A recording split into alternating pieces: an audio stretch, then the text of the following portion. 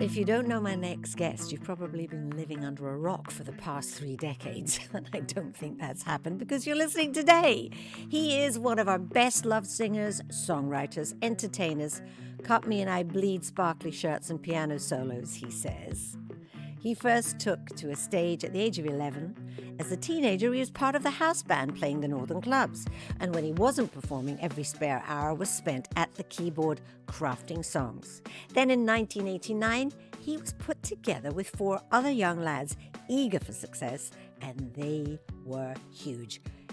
You getting the picture? Yeah, I'm talking about Take That. They used to land in countries that, as they say, they couldn't even pronounce the name of, and there'd be thousands of screaming girls at the airport.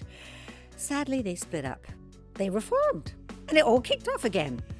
24 top 10 hits, 15 number ones, 6 Ivor Novello awards. He is Gary Barlow.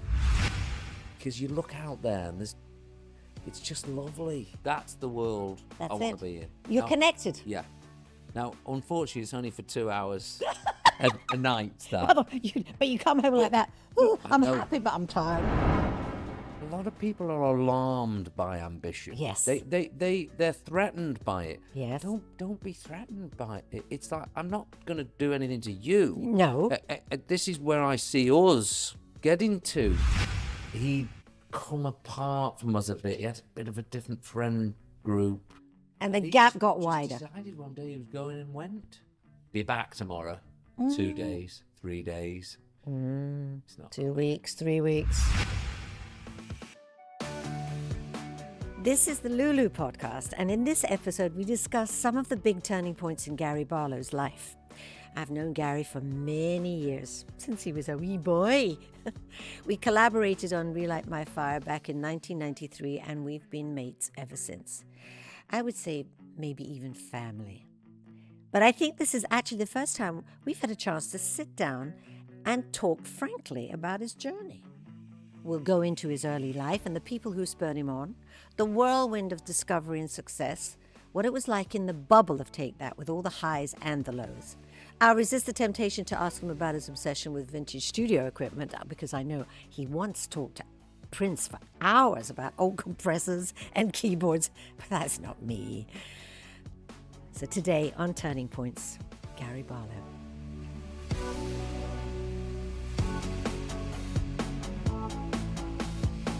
We were meant to have so-and-so today, but he couldn't show up, and then she couldn't show up, so here's our guest. We call GB. And actually, Faithful. I'm going to start with that. I was going to put that in the intro. But, you know, I've known you since you were a very young boy. Mm-hmm. And I was 22 when we 22 met. is young. Yeah. It's very young. And I've known you all these years. There's a lot of things about you that I know. We've had a lot of conversations in private, like you said. Not Never none, this. None this. We've never done this. There's probably a reason for that. Nobody asked us. No, that's right. Nobody wants it. No. And I don't think that's true, because I think you are a fascinating character. I think your persona is so relatable. We all know how talented you are. Incredibly talented. But as a human being, and this is what I want this podcast to be about turning points in people's lives where we can explain what happened to us and how it changed our view, how it changed our path, or how we met somebody. And, you know, turning points in you. You know what turning points are. And I think with you, you've had a lot that I know about. And you've only got better. I think I've been unlucky enough and lucky enough to have a few of those moments. And we've talked about these things a lot, but it's hard to often see positives in moments and areas of your life like that. But you've got to, as a human, look at them as an opportunity to grow. I think that's it. And by the way, whenever I talk like this, I often have to catch myself because, you know, I'm a student of life still. I never want to be the teacher. I want to be the student always. I was actually in Nashville a couple of weeks ago, and I was working with some people. Some I'd worked with before, some I'd never met before. And I was chatting with a very good songwriter one day, and she said to me, "What are you here doing? What do you need to?" And I said, "I'm here to learn." And she couldn't believe what I was saying. Yeah. I said, "Of course I am." Was she I'm young? Here to learn. Young. She was young. Yeah. She'll learn. Yeah. She will learn, yeah. She said, "But you've done." I said, "No, I haven't. I really haven't. I feel like in some ways I'm getting going, just finding a fourth gear, you know." Was it your grandfather that gave you? Your father bought you My dad. a Yamaha? Yeah, that's right. So basically, Because you're a great piano player. well, was always into music. Was always listening to music. They knew I was. You know, I used to tape the charts on a Sunday and try and cut the DJ's voice out. Oh, did you? So they knew I was into music, and then just for Christmas, I just got this little. I remember asking for it, but I didn't think I was going to get it. I got a little keyboard, and it was kind of weird, and you know, I'll try and answer a few of the things that I believe in today. That I do believe I was given a talent for music, like from nowhere. That just arrived. You're not lying there. That's the truth. But Hallelujah. But I'm saying that because that day it was kind of almost strange that like by 2:00 in the afternoon, I could play every Christmas carol and every Christmas song on this day. And I'd never even sat at a keyboard before. It just came to you? It was just there. My ears could hear it. And my fingers found the notes. Yeah, and the notes worked together. And so I'm trying to think of it now as a parent, if I was the parent of me. Yes. That they probably sat there and went, "This isn't normal. We need to encourage this." Now that you're not normal, that's for sure. I know, but we won't go into those bits. Hey, how fantastic! Yeah, so there was that. That was a huge turning So it was like point. a 2-week piano. Yeah, it was like boom. There's music in the house, and then my mum and dad were off to the sort of local shopping town. Like this was like 3 weeks later, I was going to say, and by that point, after 3 weeks, I was playing little classical pieces and my fingers were moving like I'd done this my whole life. Could you read music? At this point, no. I was doing everything by ear, which was that's the bit that always amazing. tells me that I'd been given something from somewhere that just lived in me. So my dad decided then, do you know what? Let's upgrade this little tiny, because they were tiny, the keys were this big. Your fingers were longer. They were. Yeah. So I'm like 10 at this point. And so he went into this record shop and said, "Right, we've got this. What's the next step?" And this guy went. This guy must have seen us. This guy must have seen us coming. He went, "Come this way." And he went. Big sail ahead. He went and sat. It looked like something from British Airways. This cockpit. And what the hell's it? This guy started to play, and of course he's a salesman. Yes. The music we were looking at each other, we couldn't believe. Because he was playing the keyboards, but it was augmented by little buttons. It was like an organ, so it had sounds, and he was using his feet. And a vibrato and reverb. I'm watching, thinking, what the hell? What's going on here? I just couldn't believe it. And so, as he was playing away, I'd noticed my mum and dad had sort of backed off talking, and my dad decided he was going to sell all his holiday time from work to buy it for me, which is it's lovely, isn't it? Oh my God. Yeah. So it was like, I think at the time it was just under like £400. So this is 1982 or something, 1981. Yeah. A lot of money. For working class people, it's a lot of money even today. So his next 3 years, holidays, he'd done to buy me this keyboard. So if I just think for a second about, I've got this thing which I don't know where it's come from, but I also love music, And hang on a minute, my dad's just sold the next 3 years' holidays. So I literally didn't come out of my bedroom for the next 6 months. And you know what? I mastered that bloody thing. You did? I got it sounding and playing like this guy had it. I got it to the point where I basically spent 6 months looking at my feet, because the feet on an organ, it had the pedals. And by the time, if you ever watch me on stage now, there's a reason I never have to look at the piano. And that's because I was looking at my bloody feet, learning how to play. And I never have to look. But that stood you in good stead. Yeah, absolutely. Amazing. Oh, that just shows. Yeah, so I remember my dad, after 6 months, he brought the neighbours in, because I was getting real good by this, but I was taking requests now. That's how good I was getting. So you continued. He brought the neighbours in, and when you talk about turning points, this was one, because the neighbours sat on the end of my bed, because the organ was in my bedroom. It wasn't a big bedroom. The first concert was in the bedroom. Big concert. So I played like he was a bit of a military guy, the guy next door to us. So I played like a medley of military songs. They were it was fantastic. All the brass sounds off the organ. You were how old? So I was 10. I was 11. So I finished this song. Da da da da da da da. Boom.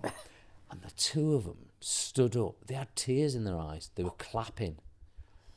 And they walked out the room, and my dad turned to me and he said, "If you can do that to people, you'll always be able to make a living."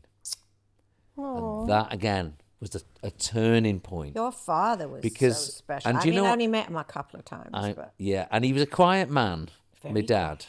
But I can still remember the few lines he said to me that sort of changed for your life. Yeah. And that was the first huge turning point that you can remember.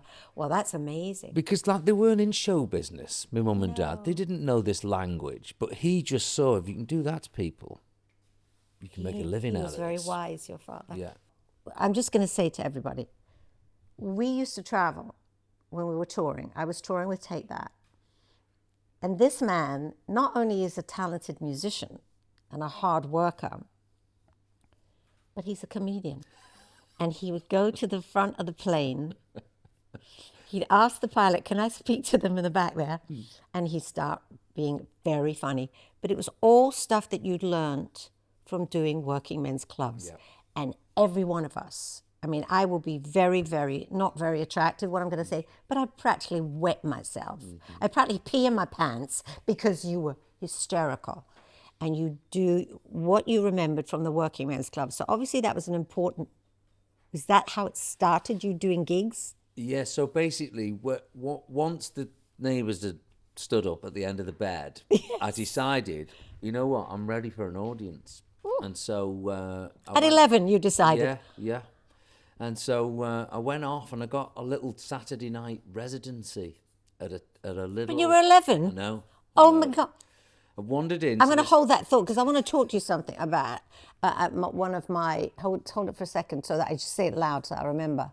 There was an attitude that you had. There was something in your personality that I was like, my God. And that's what it was. Your awareness.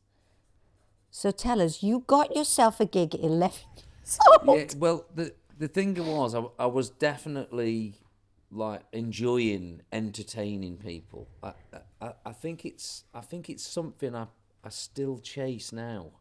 We're about to go on tour next week, and my draw to going on tour, it is the music, and it's my brilliant band and all the lovely things that we would love to be on tour doing. But the one thing that underlines everything for me is seeing people happy, because you look out there and it's just lovely. You're just in this world where, especially nowadays, good God, it's hard being in this world. And music is a healer, and it's escape. Important for people. It's an escape, and if can I contradict you? Yes. Because I'm with you all the way. I'm with you all the way. I agree with you on everything you said. I would use another word. I would not say escape because I'm older than you. Mm-hmm. So I've had a wee bit more experience. maybe not as talented as you, but I've been around a long time.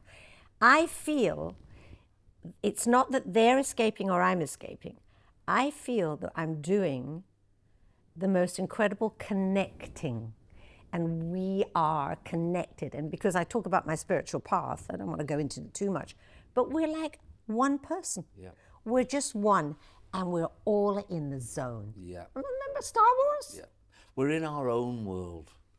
We're in our And own it's world. very elevated. I don't think it's a world that has trouble and strife and darkness. It's full of light. Yeah. It's uplifting. It's positive.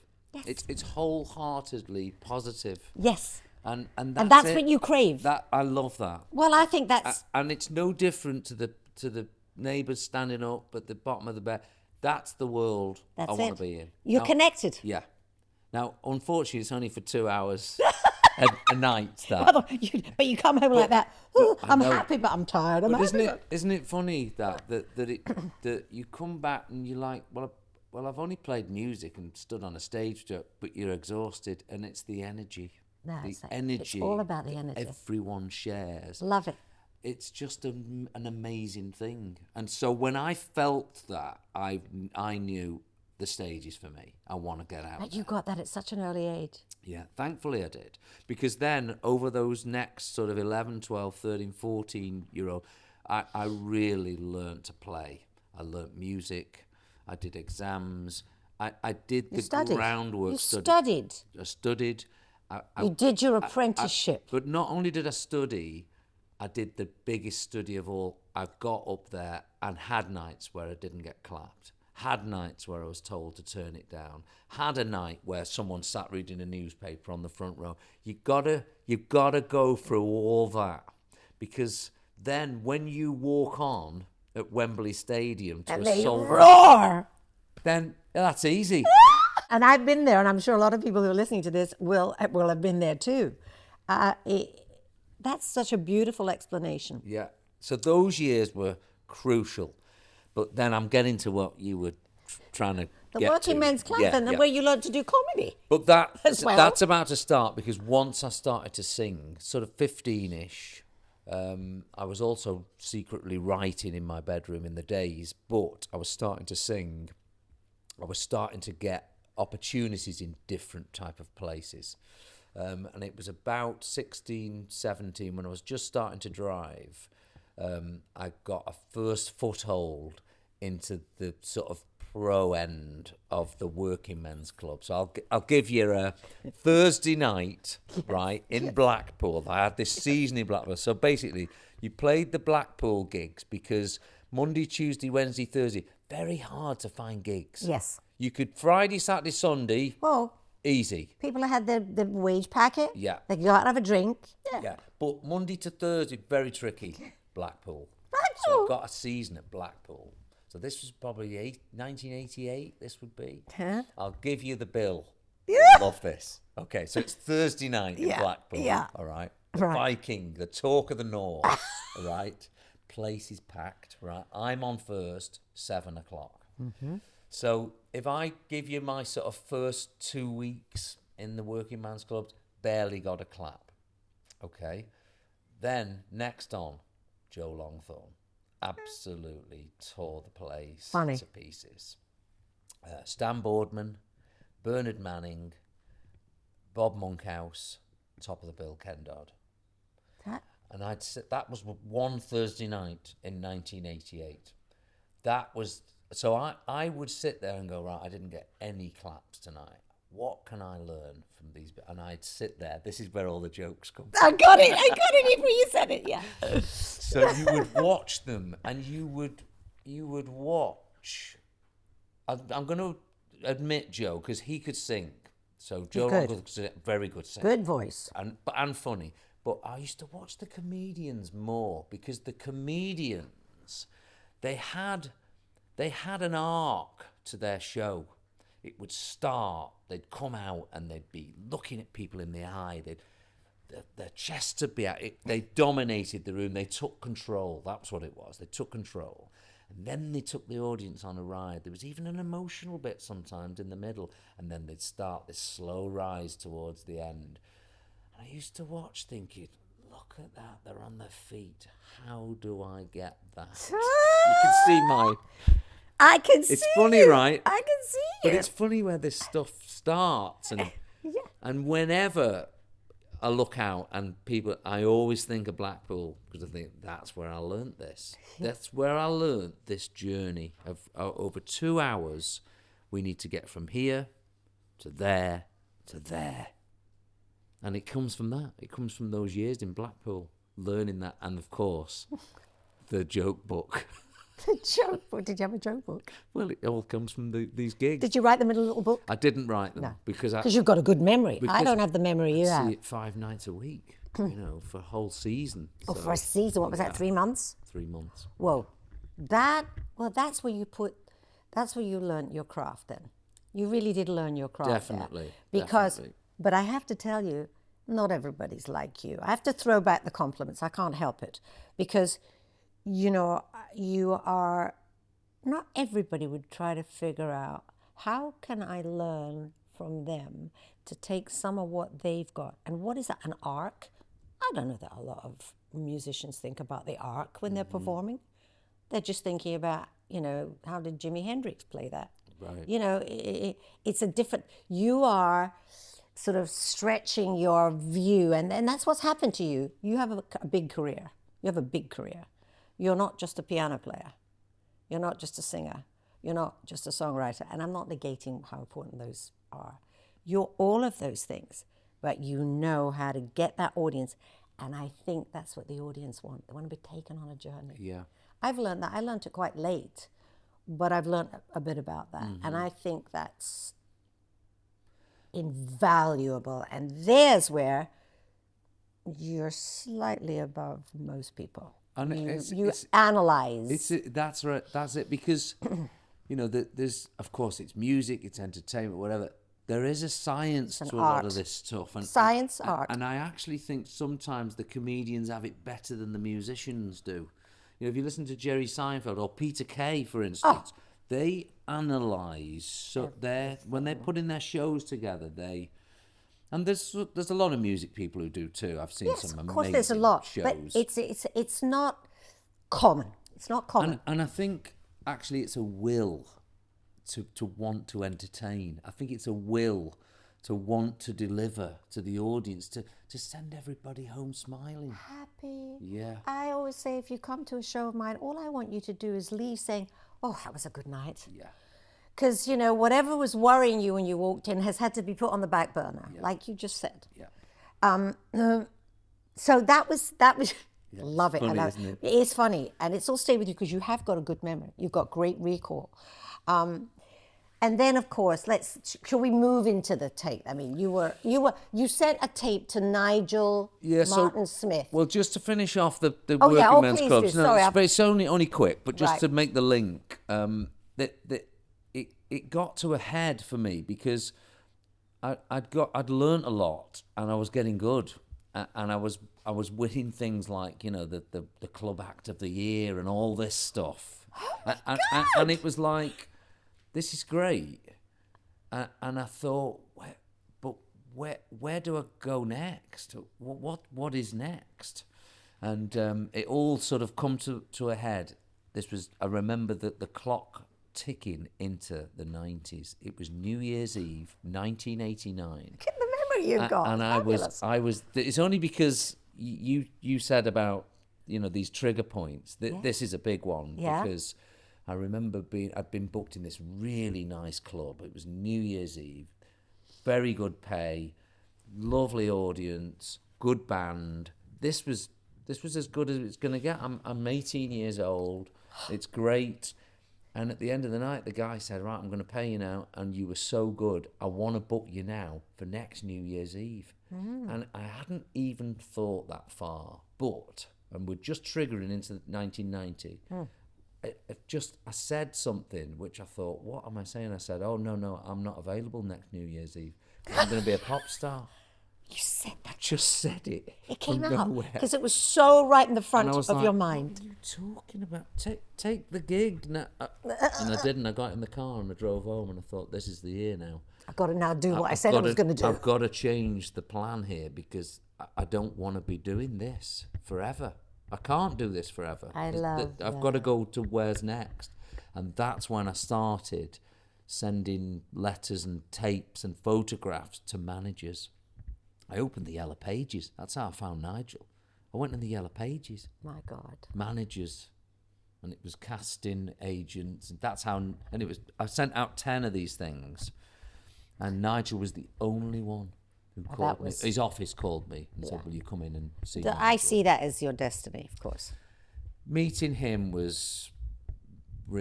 Huge turning point. That was totally it. Yeah. He was so this world that I'd grown up in now, this working man's world, I knew all the characters, I knew all the people, mostly people older than me. I was sort of ahead of my years because I was working a lot with musicians who were 50, they were much older than me, so I was sort of in the company of a lot of older people all the time. And so when I eventually met the boys, I hadn't been around young people my own age for years, at school. And I kind of looked like I hadn't as well. I was in all the wrong clothes. All the wrong clothes. You are an old soul, that's for sure. Everybody looked cool. And they had these and young bandanas on. I was like, who are this gang? Who are these young, good-looking people? If you think about it and you go back, if you now want to analyse, you could go back and look at the pictures and you could see, or the videos, or the interviews, that you were slightly separate. Yeah. You were a band, you were together, you were a group, but you were slightly separate, obviously, because you were the songwriter anyway, but you'd had all of that and you'd carried your... It's very important who you hang with because you end up sounding like them, looking like them, right? Yeah. If you're not careful. I did. Yes. I did. Well, I've done it. I did. I'm a chameleon. Completely. I could do it in 2 minutes. Yeah. Oh, my God. So and I think most of us So I can. was like dressed in 1979. Everyone else was dressed as 1990. And I was like, oof, I need a lesson here quick. I need a lesson here quick. Yeah. So there was a turning point in how you look. I mean, some I don't analyse that much.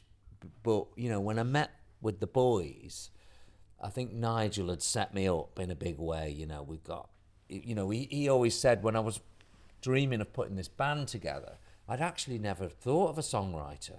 He said it wasn't on my list of things. So he said, he told me what he'd done. He'd done the tour with that American band. He thought, we can do this here. We've got plenty of talent here. Yeah. And he said it was just something, I was thinking like a couple of singles, maybe an album if possible. And that'll be great. That would be it. That'd be great. But he said for the first time, I was actually like, oh no, this could go like worldwide. Big. Yeah. So explode. But because he'd set me up in this way, when the lads met me, it was like, they were like, oh my God, play us something. And, I remember they used to make me play things and it was sweet, really nice. Sweet.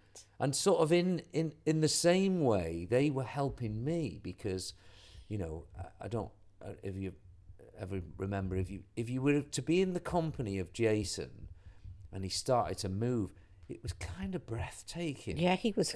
I remember. He was he had this, and he'd be like, right, come and stand next to me and just put one foot for, and he'd be like, he was a teacher. They were trying to get me up to where they were. So great. And they wanted to be where you are. Yeah, so it was quite a good combination. I think that's a heavenly story of again connection. Yeah. Because I always think that connection this is why I'm here in this world. In this lifetime, I'm here to connect. Yeah. I'm here to really feel connected, not feel different or separate, which I often did as a child. Right. So that's what I'm hearing, that you all connected. And it was, like you said, sweet. Yeah. And the one thing it's continued. Yeah, and the one thing I don't think we ever talk about, and it's important to mention, I believe, very early on, because like I had the little DNA for music, the one bit of DNA that we all had, and we still have, Yes. is we were ambitious. We were. We talked about plans and strategies, and we weren't just this pop. But everyone just thought, oh, they're just a little pop band. But no, we had big. But we saw ourselves in Wembley Stadium. I couldn't get over that about you. I have to admit, I was shocked. I said, this guy, he's like a baby. And he's so ambitious. Yeah. And I sort of thought, oh, I don't know about that. It kind of, if I'm honest, it frightened me. Not that I thought you were going to do anything to me, against me, but I was like, oh, I was unnerved. That was it. Unnerved by what I sensed. I didn't hear you talk about being ambitious. You didn't have a big, loud mouth. You're very careful how you speak. You think before you speak, and I really appreciate that. But I had a sense that you had big ambitions. Yeah. I mean, even the thing with the butter. So what kind of leather is that, Lou? Yeah. Is it? I said, well, it's like butter. You said, you went, oh, real butter. And I never forget, I always quote Gary Barlow says, see that jacket? Is that butter? Real butter. I still say it real butter. all the time. And I thought, like, wanted to know about the butter, wanted to know about where you go get this, wanted to know this, that, and that. So many questions you had. And it slightly unnerved me. And then I realized, I see myself in you. Mm-hmm. And I would never have been able to articulate what I've just said, or what you've just said now. Mm-hmm. But I sense that in you. And it's worked out. So how did you explode? What was your strategy? Well, you know what? We had a million plans that never worked. However, some of them did. And I actually, the important thing I think though to say about ambition is that a lot of people are alarmed by ambition. Yes. They're threatened by it. Yes. Don't be threatened by it. It's like, I'm not going to do anything to you. No.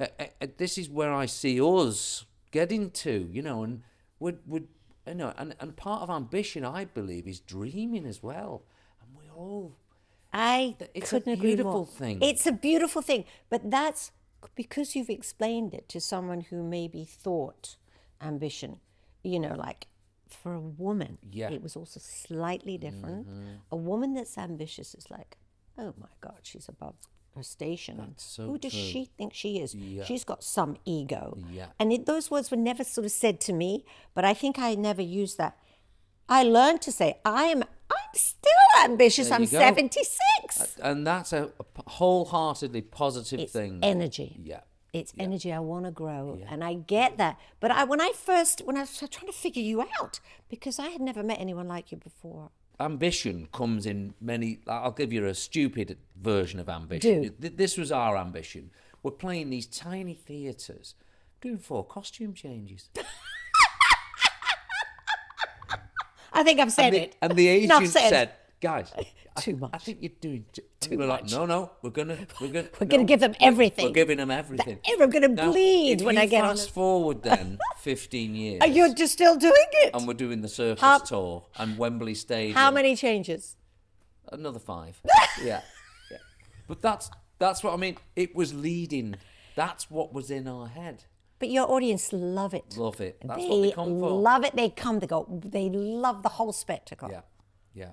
And when I did the 2019 the tour with you, I tell everybody, wherever I go in the world, I say, if anyone's interested in listening to me yakking away, I say the greatest entrance and the greatest exit of 60 years was on the Take That tour.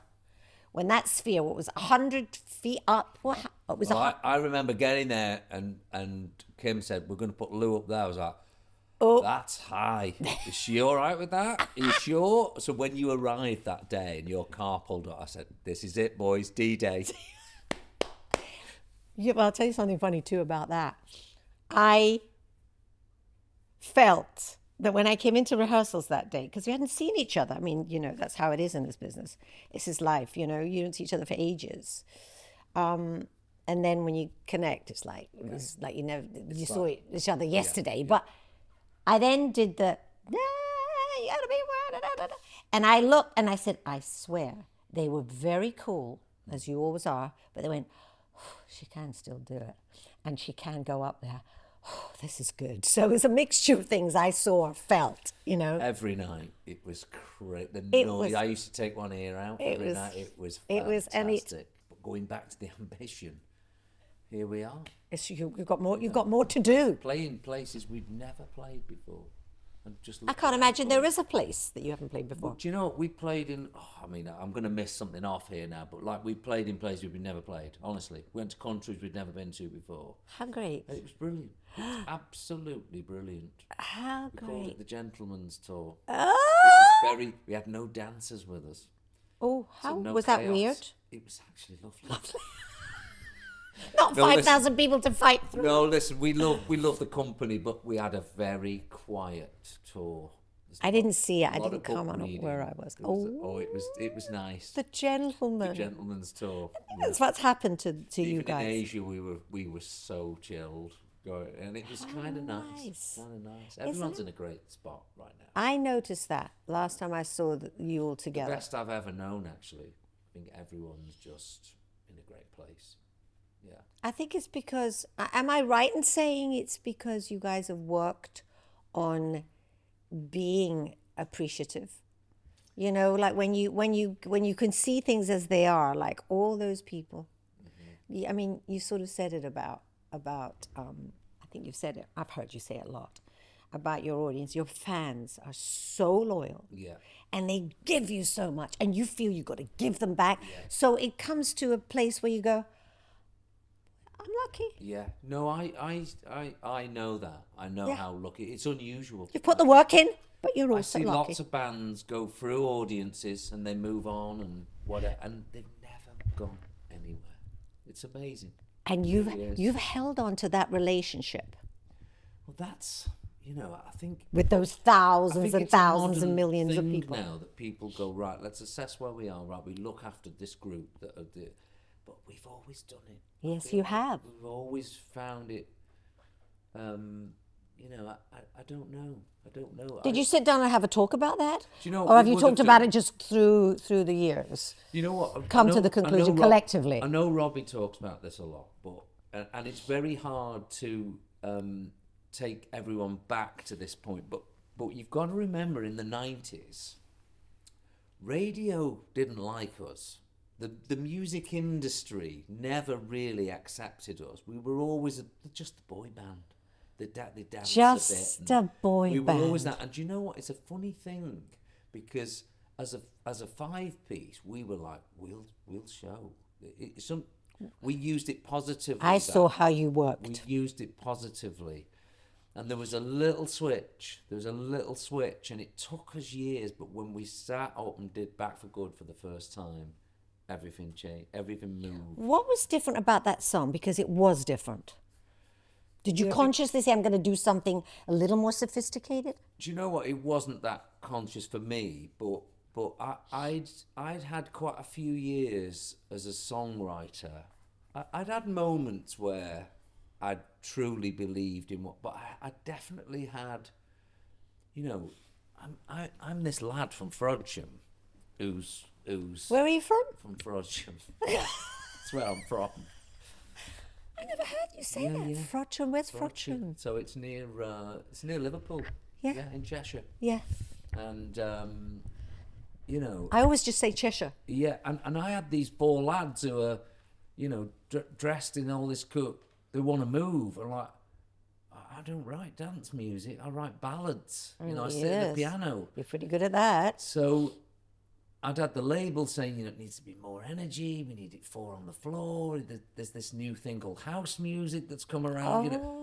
And I'm sort of sat there going, what the hell am I doing? I'm glad I got out of those working men's clubs. I struggled through those years, mustering what I could. And there was definitely a moment where I just went, I'm just going to write what I want today. And I sat at the piano and wrote Back for Good. And it was almost like a pushback to all the roads I've been pushed down to try and it's tricky. That's very tricky when you start. You're trying to make everyone happy. So you took your power back and made such a great decision, because that is the one that was a big hit in America. That broke you in America, that song. Am I right? Yeah. Yeah, it's the only hit we've ever had there, that song. But Because it was just different. But again, slightly different. If I could just focus another way, for us, forgetting the chart numbers, we felt strong. Power. We felt like we'd done it. We'd proved everyone wrong. You can do it. You know what to choose for you. Yeah. You know what works, and people like it. Yeah. Yeah. That's how it felt. That's a huge turning point. And I know Robbie talks about that sort of stuff a lot because he always felt like he was just the one on the end. You know, we all felt it. It was around us. Yes. You know. And I think when you're together a long time, look at the statistics. If bands all stayed, and very few of them stay together, and that's like a marriage in a way, isn't it?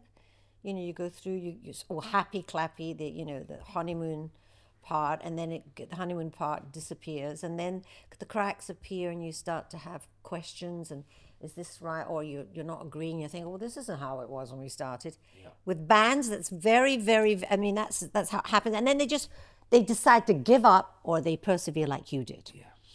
And I'm always thrilled with couples that persevere and stay in their marriages, because I've had 2 marriages that didn't last forever. And so I look at it and I question it and I try to analyze. And I think with a band, you can't say it is a marriage of sorts, though. It is a marriage of sorts. It is. Yeah, I mean, you know, one of the great things we always had in our band, because I only had an older brother, but we had Jason in our band, who was one of 6 boys in his family. He's a twin as well. Oh, I forgot he was a twin. Yeah, and he understood the family pyramid, and always used to compare us against it. And he was the one who, I mean, if you spoke to him, he would say, you know, I didn't have much purpose in saying that. I'd say that was his. He was a philosopher. I always see Jason as a philosopher. Yeah. I used to sit and have very deep conversations with him. But he kept us all just used to preen from the edges. Just, you know, that's a great thing he used to do for us, because he had experienced his whole life. Yes. Growing up in this house. But see how you understand that? That's marvelous to be able to understand that and see and be able to throw back to reflect back to him his importance. Yeah. In this network, in this posse that we've created here. So when did the cracks actually? What happened? Can you tell me about the turning point in Take That sort of disintegrated? Yeah, so mid-90s, it felt like we'd been on the road forever. Yes. The gigs That's never the stopped. strain. There's the strain. And there's one thing I always used to hate, was that you'd wake up and you'd think, where am I? Where are we? Yeah, what day is it again? Oh, we're Cardiff. No, we did Cardiff last week. Yeah, Hong Kong. Hong Kong. How did we get it? Yeah. I don't even remember flight. Right. We had a few years of that, and we were rehearsing for a big tour that we'd sold, another tour. It felt like we'd just come off one, and then Rob just decided, I don't want to do this anymore. I don't want to do it. I don't want to rehearse. I don't want to be called in at 9:30 in the morning. You know, he'd come apart from us a bit. He had a bit of a different friend group, kept following around. He just split off the edge a bit. And the gap got wider. He decided one day he was going and went, you know. That was a shock, I remember. Yeah. That was a shock. And he had his own journey. He said, he'll be back tomorrow. He'll be back in the morning. It's only Rob. And I get that, because you were like brothers. You were like brothers at this point. His mum will family sort him out. You know, his dad will give him a word and he'll be back tomorrow. 2 days, 3 days. It's not 2 weeks, 3 weeks. Not coming. Yeah. But you have sadness about that? I mean, anything that... I don't, because I'm terrible at regretting things. because... What do you mean it's terrible at all- regretting? Well, I can't regret anything because it's all led to here. And everyone's good. That's a good And way to think. everyone's talking. Yeah. Everyone's happy. Everyone's in a good place. And we are who we are and what we are now because of whatever happened then. Yeah. So I wouldn't want to... Of course, there's a million things I'd love to go back and just didn't say that. You didn't say that. We didn't mean that, you know. Yeah. But, No point. you know, at 25 years old, we'd had our lives turned upside down. We were in this crazy place. While everyone else wanted to slow down, I wanted to speed up. I mean, it's that whole thing. If you wanted to speed up, interestingly, you're such a family man. Not at this point, though. But when did that happen? So that was, I met Dawn in 95. I remember. So that was a good thing for me. Yeah. Because with so much sort of transient, I mean, it's That's- a transient world at that point. That's exactly what you're describing. You're a young you know, man, waking up, you don't know where you're going, know and where you're right, going, right. you You don't know know. where you've been. with your mates, but, you know, even so, you know, it's like... It's a human thing, isn't it? Everything's new and, Yes. you know, it's just... Ever changing. I needed some... And it Stability. just That arrived stability. at the right time. So that was a. And so once we met, I mean, pretty much, you know, we were together straight away and properly together. We pretty much went everywhere together then for the next however many years. Yeah. I mean, And that- thank goodness. And those 3 kids are not kids anymore, like you said when you came So in. Dan's 2000, Emily 2002, and then Daisy 2009. But what's funny for us now is, you know, we'll get to Saturday night and we'll go out and we'll be sat. Is it just us? Yeah, sorry, it's just me. Is that all right? That's gonna have to be, isn't it? and we've done that. We've gone apart, and now we're coming back together. And it's kind of exciting. That's fabulous. Kind of and that's if exciting. you stick with it. Yeah. I mean, I'm talking about marriages because, as I said, I analyze my own. Yeah. You know, and I'm like you. I kind of don't spend a lot of time regretting Yeah. because it's a waste of time. Yeah. And feeling guilty. I've tried to work on that. It still creeps in sometimes. But yeah, and I figured that my analysis tells me if you come through the little hiccups, which there always are in relationships, Yeah. and you stick with it, and you come to the place that you say that you and Dawn are at now, Yeah.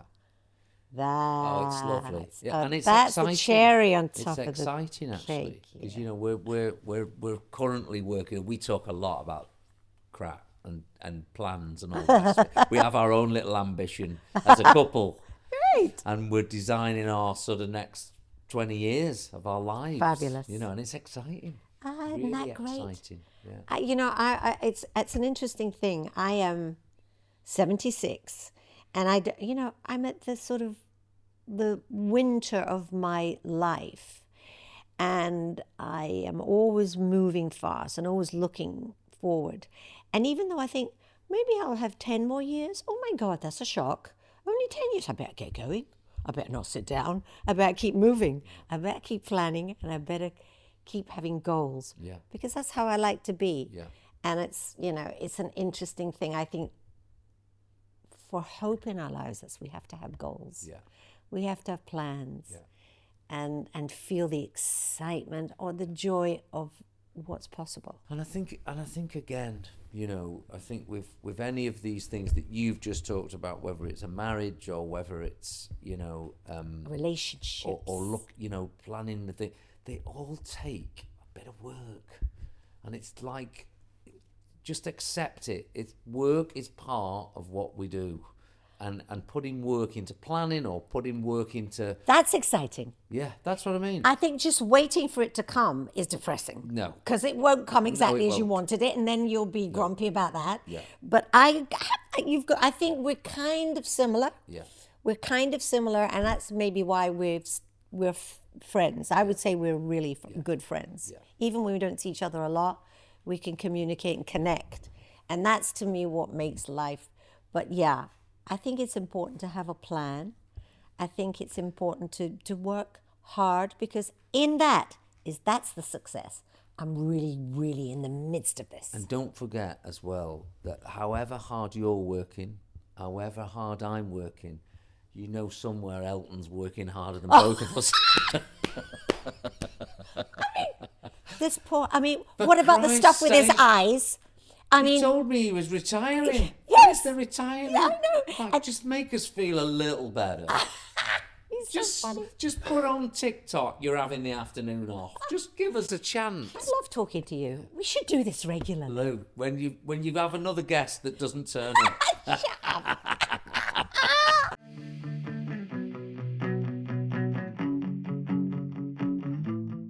I do love Gary. I love speaking to him because I think he's a deep human being, and that's what we want to do with this podcast, is to get deep. He says he's still the student in life and he's here to learn. Well, I 100% agree with him. That's how we should probably all feel. And what he said about ambition, when I was very young, when I was a very young girl, I thought ambition was a dirty word. And now I have a different take on it. And it's kind of the same as Gary. It's a driving force. It's energy. And, you know, if you're self-aware, you use it. I think Gary's a noble human being. There are more details of our conversation in the show notes, but if you have any questions or anything you want to talk about, then just drop me an email, lulu@whistledown.net. Turning Points is a Whistledown podcast. Our producer is Faye Lyons-White. She's very nice. You know, follow us on Instagram @the Lulu Podcast, and don't forget to rate or review us wherever you get your podcasts. Ta-ta.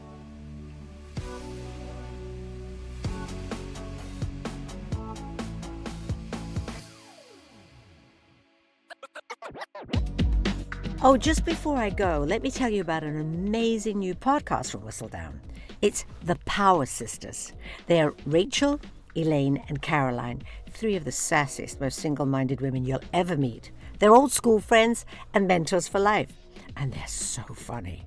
I mean, money worries are difficult when you in a relationship. can't pay the bills, you cannot have a healthy relationship. Shall we take away your salary? My mother is, of age, and she's still looking. Yeah, your mum looks gorgeous. amazing. Where are you going? I said, I'm recording a podcast. Oh, yeah, you, Auntie Rachel, trying to be famous. Yes, we're not trying. We're not trying. We are. I said, you're rude. We're not trying. Welcome to the Power Sisters. That's Power Sisters. Listen to them on Spotify or wherever you get your podcasts.